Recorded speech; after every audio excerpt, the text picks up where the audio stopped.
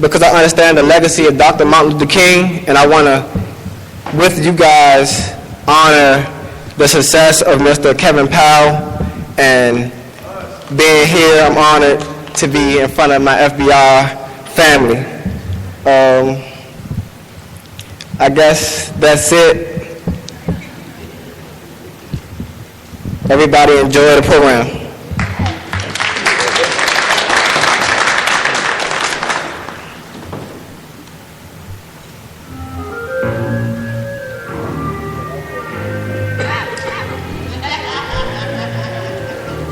If you're just tuning in, this is Wow Radio, and we are live from the Arc Theater in Southeast Washington, D.C. from the MLK Teen Takeover Weekend. Oh, wow. You never realize how short you are until you put in front of something tall. Oh, my goodness. Good afternoon, everyone.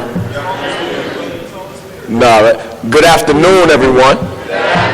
Thank you very much. My name is Malachi Malpractice Bird. I'm just going to set the tone for the evening. So my name is, like I said, Malachi Bird, and I'm a poet, spoken word artist. I do poetry, rap as well.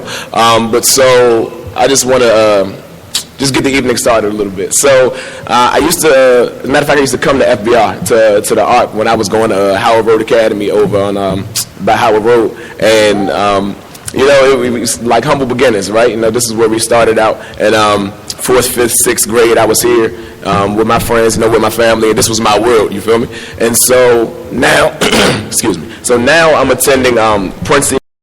I'm in my 2nd year. Thank you. Thank you so much. So that's where I am right now. And I think it's important to say, not to like, you know, get up and like brag or anything, but just to get up and show that things can be done, you know, and that success is possible for everybody and anybody, especially when they look like us. And so I just want to talk about a couple of things, starting with MLK's legacy, because I think to me MLK's legacy is really important because not even necessarily for like racial reasons for me. I think for me the most important thing that I got from Martin Luther King was commitment and faith, right? It was like whatever you do, you know, even if you 20 and you decide that school is not for you, if you commit to yourself, have faith in yourself, I support you. You know, I think that's important. That's an important thing in the community. That an important key component to our community is to have faith and commit to each other. And so when we're talking about our youth, I don't know how different my life would be if one less person had faith in me, or one less person told me that I could do something. You know, so I think that's one thing that's important when we're talking about MLK's legacy, and when we're talking about mentoring, when we're talking about dealing with our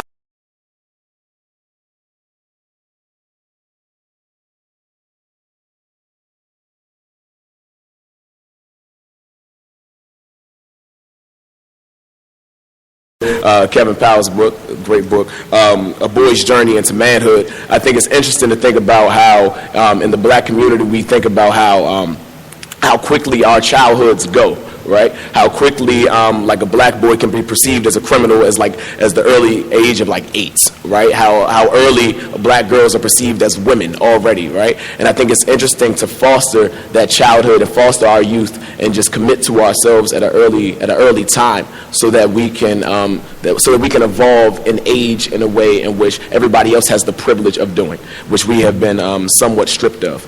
So one of the things I really pride myself on is the ability to navigate in different worlds, right? So when I came up, when I was living over in like the Deanwood area in Northeast, a lot of what I struggled with was being the person who was like debating with himself, or like at war with himself, because I didn't have a lot of times I didn't have the support of like my peers and my friends and stuff like that when I wanted to do like academic things, you know. And then I think that was something on my behalf that I struggled with, because I was questioning myself of, is this what I'm doing if nobody else approves of me, you know? And I think that that's important, because we gotta be able to understand who we are and understand where we're going and be fine with that and be fine with who we are. And so one chant that I love to do with all the audiences that I speak to is, I'm going to ask you guys to follow after me. Is that cool? Repeat after me. So it's, I am powerful.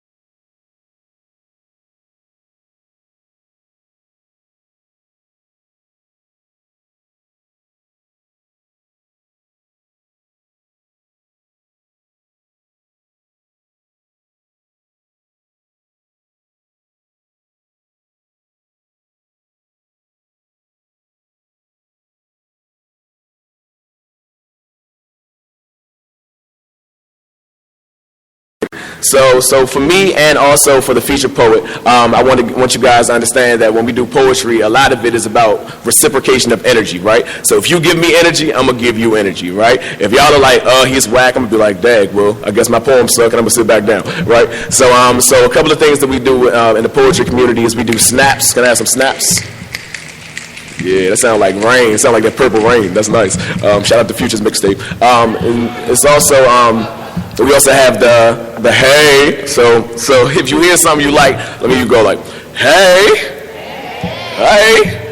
Right, that's natural. It's real natural, right? So anything, it doesn't even matter what you say. It's just about the energy. So I'm going to do a quick poem, and then I'm going to introduce our featured poet.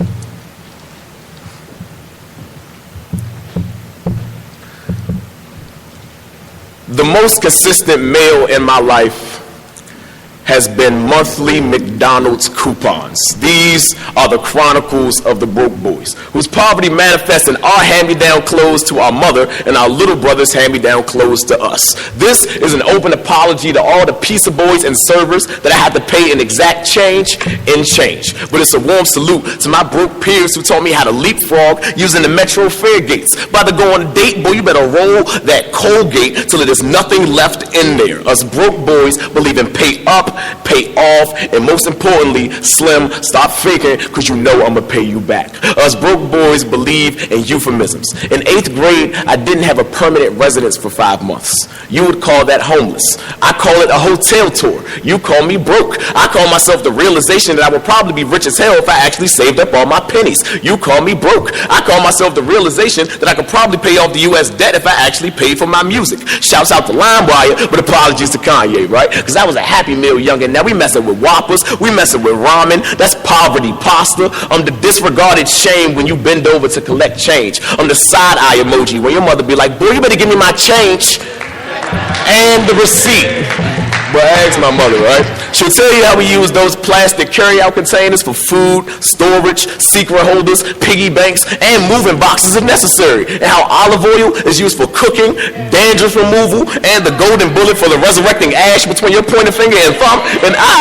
And I am a proud broke boy who don't know to connect for Jordans or parties, but I know the supplier and the dealer for them bootleg movies. 22 Jump Street, I got you. Hunger Games, I got you, because I had to. Because there were times where I spent more time fixing the antenna than actually watching the TV. But I ain't even ashamed no more. See, I take pride in being poor. When my bank account is famished and feeling faint, I shove some drive into its throat, like act like you've been here before. My kids will know how to be broke without being broken, how to swallow our pride without feeling like we're choking, because the most promising things have been broke before. Stained glass windows, coliseums, my mother's heart. The American flag is broke too, just cut a little bit smoother with paste more privileged than we're accustomed to. But it's solidarity and knowing that she was going to thrift stores before Macklemore had a Goodwill or ate at Martha's table. Honor in the way my thin wallet can fit into the skinniest of jeans, and love in the way I just bench press my little cousin when my gym membership expires. But as long as I find dignity in discounts, as long as my mother collects coupons like her shattered dreams, spending more time cutting newspapers than actually reading them, and as long as the jump man or my cheap Jordans don't got hang time, I will stand, I will grind, I will thrive. And if I'm ever rich, it probably won't happen, but if I'm ever rich, you'll see me as the face of Black Wall Street 2.0, as the CEO of BBI, Broke Boys Incorporated. Thank you, thank you, thank you. Thank you. Thank you. That's a really important poem to me, because for a long time I used to be like ashamed to say that I was poor, right? Used to be ashamed to have like a raggedy uniform and stuff like that. But it got a point in my life where I just started to claim that. I started to own that, and now I'm in a much happier place. So I think that it's about that time for our featured poet. I love this sister. I met her, I believe, in 2013 doing poetry, and sometimes I'll be writing it and I'll like hear some of her lines when I'm writing. I'm like, you know, she's very inspirational and very committed to her art, and she's been in this community for a very long time. Y'all know her as Sunshine. I'm calling up Ayanna Holmes, the featured poet.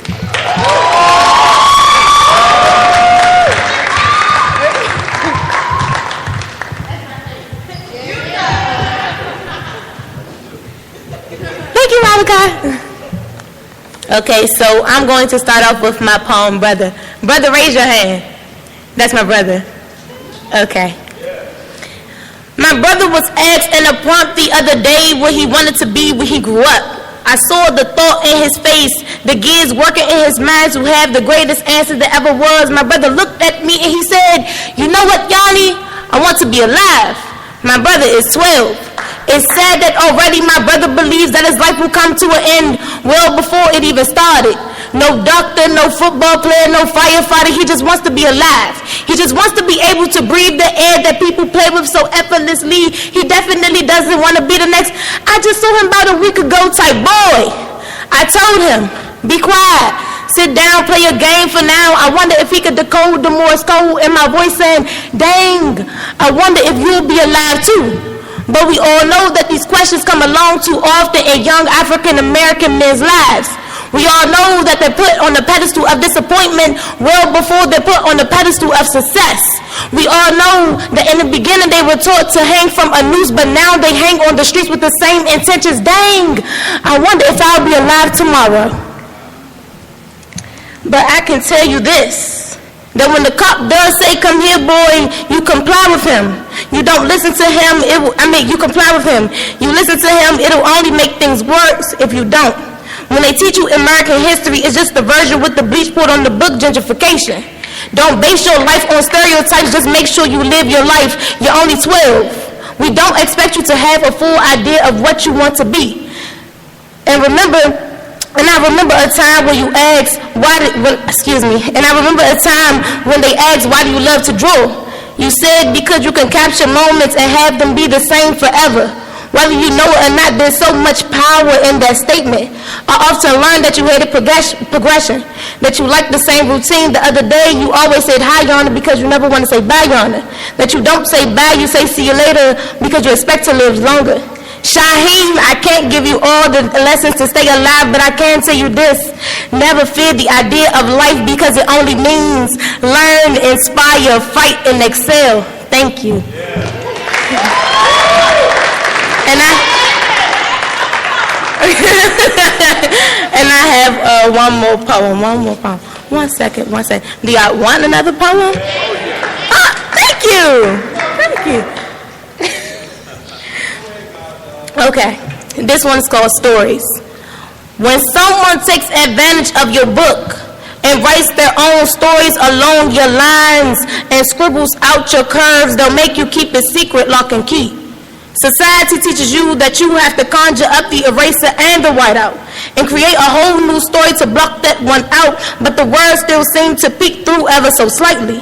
Like when he pushed her through the wall and they patched it up and painted it over and over again. Every time she makes eye contact with that wall, the movie plays over and over again. They told her, no one wants to hear about your ink spills and mistakes. No one wants to know about your internal and external problems. You better clean yourself up and keep it moving. You better tuck your hardship away and let your tears do black flips in your eyes with every blink of the eye. The world really does not care. You have to make them listen. They messed up, Mama said, when you told that child with the sonic boom of a voice that all the power was in the way that she spoke.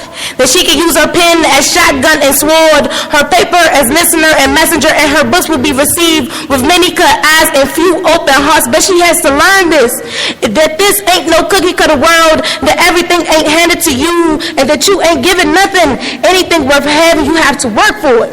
Then if someone tell her that an unstable foundation leads to the whole tower falling down, that she cannot walk on broken stilts, and that there is no challenge, and if it so happens that she's not winning, then they're just not ready for your brand of champion yet. But somehow she knows all of this, and when it's all written down, it'll be another poem, another phrase, another word, until she finds the courage to flip the page and speak up. Thank you. Okay. I hope you all enjoyed the rest of the program. Thank you for listening.